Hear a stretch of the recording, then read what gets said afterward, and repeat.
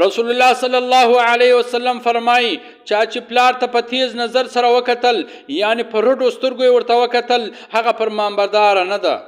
د دې حدیث څخه معلومه سوه چې مور او پلار ته په تیز نظر سره کتل هم د دوی په ازارولو او په حقوق کې داخل دي. قال رسول الله صلی الله علیه وسلم ما بر اباه من حد الیه طرفو چا چې پلار ته په تیز نظر سره وکتل هغه فرمانبردار زوی نه ده.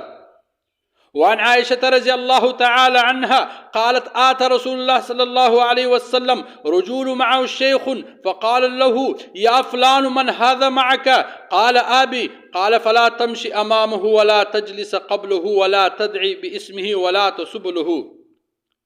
حضرت عائشة رضی الله تعالی عنها څخه روایت ته دا فرمایي چې سړی رسول الله صلی الله علیه وسلم ترالی او سړی بوډا سړی مو. نو نبی علیه الصلاۃ والسلام پوښتنه ځینې وکړه چې دا څوک تا سره څه د سپین ږیري ستا څه کېږي؟ دوی ورته دا زما پلار ده.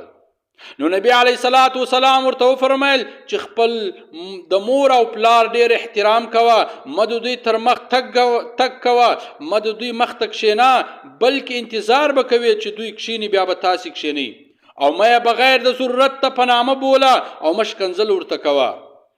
افسوس ډیر د افسوس زیات د غم خبره ده چې نن سبا زموږ په زمانه او دور کې داسې کسان یعنی زامن او لورانې ډیر دي چې خپل مور او پلار ته ښکنځل کوي او په بدو الفاظ سره بولي. نو څونه د افسوس خبره ده.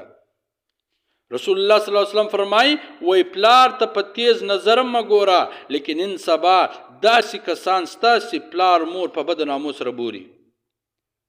وعن أنس رضي الله تعالى عنه قال آت رجل إلى رسول الله صلى الله عليه وسلم فقال إني اشتهي الجهاد ولا أقدر عليه. قال هل بقي من ولديك أحد؟ قال أمي. قال قابل الله في برها فإذا فعلت ذلك فأنت حاج ومعتمر ومجاهد. انس رضی الله تعالی عنہ فرمایي و یو سړی رالی رسول الله صلی الله علیه وسلم ته فرمایل ان اشتهی الجهاد ز شوق د جهاد لرم ولا اقدر علیه قدرت نه لرم. رسول الله صلی الله علیه وسلم فرمایل یا ستا پلار یا مور په دغه دوه کې یو ژوندی ستا؟ نو ورته فرمایل امي زما مور ژوندی ده.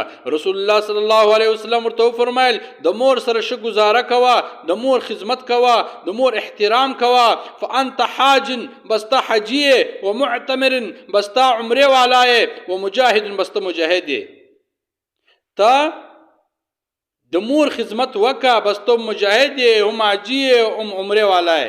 د فکر خبره خدا ده چې جهاد څومره لوی عبادت دی، خو د مور او پلار خدمت او د دوی سره ښه گزاره په جهاد هم فوقیت لري.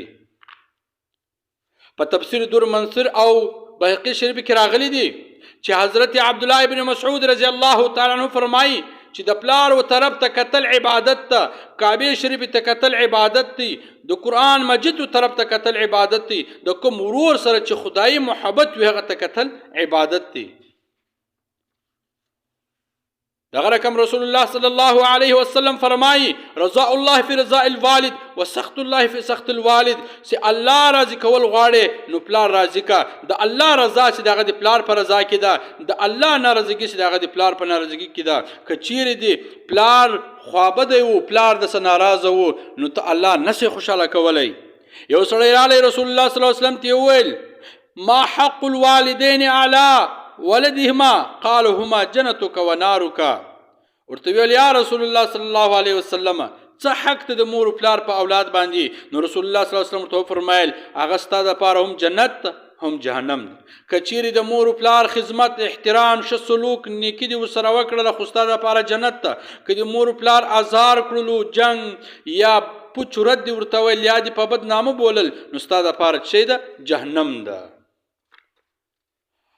وعن عبد الله ابن مسعود رضي الله تعالى عنه قال سألت رسول الله صلى الله عليه وسلم فقلت يا رسول الله أي عمل أفضل؟ قال الصلاة لوقتها. قال قلت ثم أي ماذا يا رسول الله؟ قال بر والدين. قال قلت ثم أي ماذا يا رسول الله؟ قال الجهاد في سبيل الله.